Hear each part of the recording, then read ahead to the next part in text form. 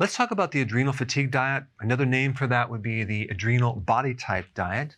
I talk extensively about that in my book, The Healthy Keto Plan, which has been through several editions and updates. And today I'm going to explain the latest version so you have all the details. Now, why would someone do the adrenal fatigue diet in the first place?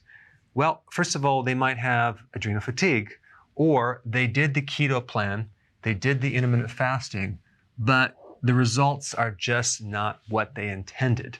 I created different plans based on body type. So there's an adrenal body type, there's a liver body type, there's an ovary body type, and there's a thyroid body type. So all four body types would come after someone did the basic plan, but only if they're not getting results. So what is the adrenal fatigue diet?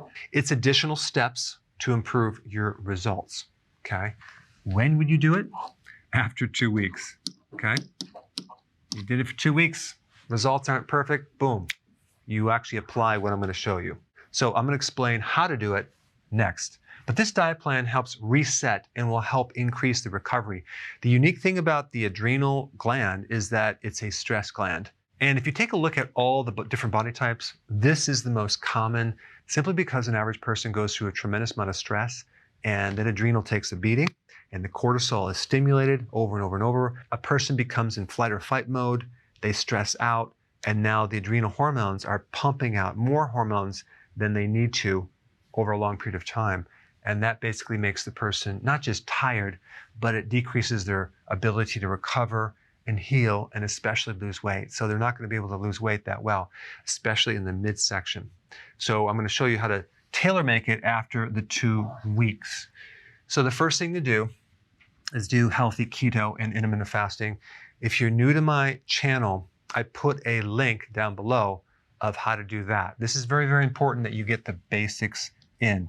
Healthy keto and intermittent fasting for 2 weeks. You may not need to do this if this works. And I will say this is very, very successful. So you might find that you don't need to do anything else. Just do this plan right here. It's going to be low carb, 20 to 50 grams of carbs per day or less.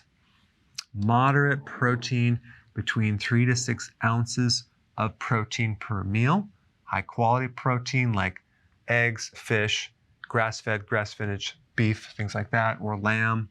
Okay, high fat. Okay, we're talking about 100 grams to 130 grams. Now, I don't want you to calculate this with a scale or anything like that. The fat really makes up 70% of the calories. So I'm going to recommend that you watch my video on this to get more data and examples of what this looks like, because I don't want to make it complex, okay? So at this point, don't worry about this. You can get further details in the next video. Okay, vegetables. We don't count vegetable carbohydrates, but you want to have at least 7 cups to 10 cups. My wife and I went to lunch at 2 different restaurants, and I was shocked to find out that the salads that they brought us were huge.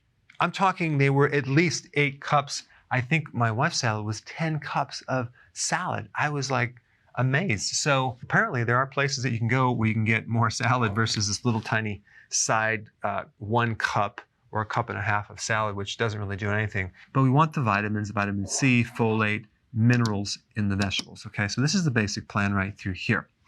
And then we want to combine this with something called intermittent fasting, okay? So typically someone is consuming a breakfast, okay? Breakfast comes from the word break fast. You're breaking the fast with the first meal. So you're fasting all night long, and then you're going to break the fast. First thing we do, if you have 3 meals, you simply do this, okay? As you lower the carb and you increase the fat, the need for a snack will go away. So you're able to go from one meal to the next without eating anything or snacking, because you never want to snack or eat if you're not hungry, okay? So 3 meals, okay? And then nothing between, so you're fasting.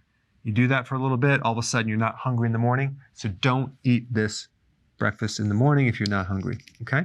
So just let yourself go. You can drink coffee, whatever, and then you go as long as you can. So it might take a little bit before you can go to noon and have your first meal, okay? I like my first meal is really like eggs and bacon and things like that. It's like my breakfast. Because I don't eat a breakfast, I just push it all the way to here. Now, what happens over time as you do this, you're going to start becoming adapted to ketones, and then you want to take your lunch and your dinner and squish them together a little bit. So there's like 4-hour window, and that will give you a 20-hour fast, which is a good amount of fasting to produce some amazing results.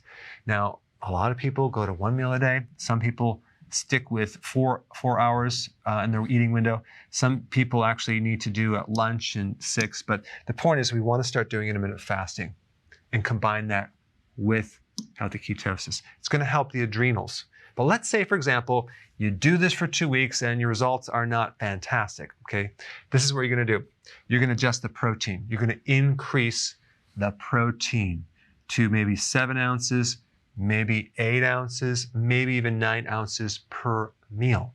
Why? Because with the adrenal hormones, you're going to get an excessive amount of breakdown. It's called a catabolic effect. Adrenal hormones break down muscle protein, and it can even break down your own protein. So if you're in the state of high adrenal hormone, cortisol, and you're breaking down muscle protein, we want to replace that with protein.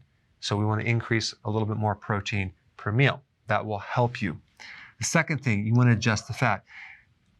Believe it or not, a lot of people are not consuming enough fat. Okay, so just with the adrenals, we want to make sure that we keep the fat on the high side. Avocado, the fat in yolks, coconut oil, things like that. We do not want to do a low-fat diet because your adrenal hormones are made from fat. Okay, so we need more fat to support the adrenals. Butter is another source of fat. Okay, number 3, the key nutrients for the adrenal fatigue diet or the adrenal body type would be vitamin B1. This is very, very, very important simply because the more stress you go through, the more you burn up vitamin B1. In fact, you'll be quite shocked when you take this, and I like to get it from nutritional yeast because it's a really good source, and I have these tablets and I chew them. When you take this within about 3 to 4 minutes, you're going to feel a sense of relief. The nervous tension will go away. Excessive thinking, it goes away.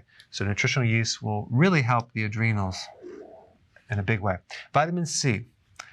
A lot of the vitamin C in your body is stored in the adrenal, and you need that to make adrenal hormones. So when someone has adrenal fatigue, they're usually really deficient in vitamin C, okay? So you take more vitamin C. Make sure if you take vitamin C, it's based on whole foods or food concentrates. Sauerkraut is loaded with vitamin C. Bell peppers, loaded with vitamin C. Vegetables have a lot of vitamin C, but realize that most of the vitamin C supplements are made with synthetics. I just recommend avoid that because sometimes they make it from sulfuric acid and cornstarch together chemically to make this ascorbic acid. Well, that's a very big difference from the vitamin C you would get from food. Okay, potassium, really, really important with the adrenals, simply because the more adrenal fatigue you have, the least amount of potassium you're going to have. Potassium supports your adrenals. And by the way, if you have adrenal fatigue and you're trying to lose weight, your body will have a tendency to be more alkaline than acidic, which is very interesting. And this is why apple cider vinegar is really good to take if you have this specific issue. So you can do electrolytes, you can do a food-based vitamin C, but these are the 3 most important nutrients to help with this situation.